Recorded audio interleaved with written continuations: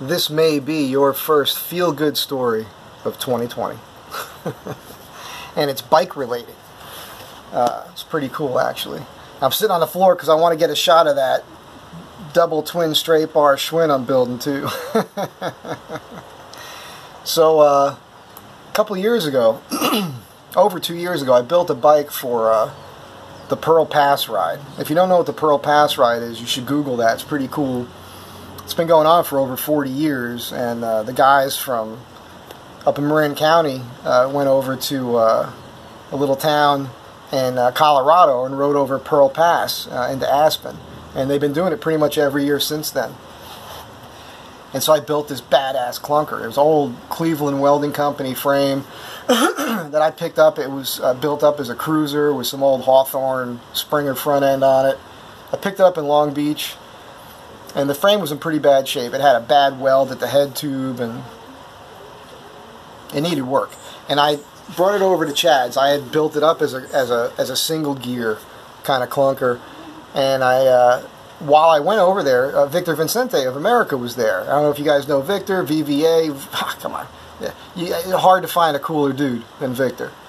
And he was an Olympic cyclist, and he, remember The Time Machine, that film? He was an extra in that. And he rode a bike from Santa Monica Pier to Asbury Park in like 36 days and won the Pan Am. He was a badass cyclist. He's a pretty old guy now, but he's still super cool. And he was over at Chad's, and he looked at the frame when I stripped it right in front of me. He was really impressed. Like, it took me minutes. He's like, dude, that's awesome. Well, he started looking at the frame, and he noticed how, fucked off the frame was. It was pretty bad. So I had to bring it back to the shop, and I cut all the braces out of it and straightened it all out. And then I made templates for the gussets. Then I brought it to Chad. He did all the brazing on it, just did a bang-up job on that bike with all the brazing and gusseting and putting the bosses on for all the cables.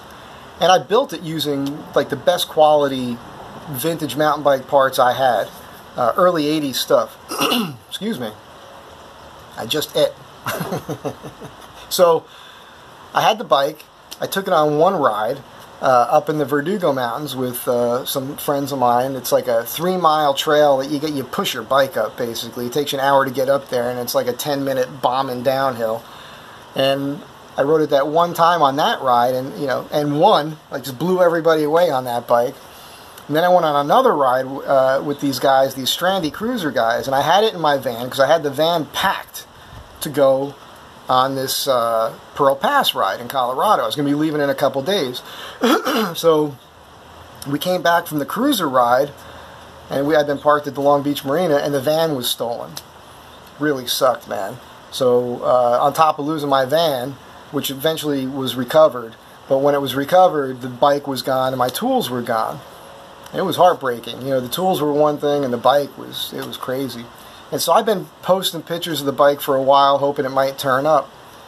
And yesterday, somebody on Instagram, excuse me, they liked an image of that bike that was stolen from a couple years ago. I thought, well, let me screenshot that, and I'll post it on Facebook and just say, hey, keep your peepers peep, people.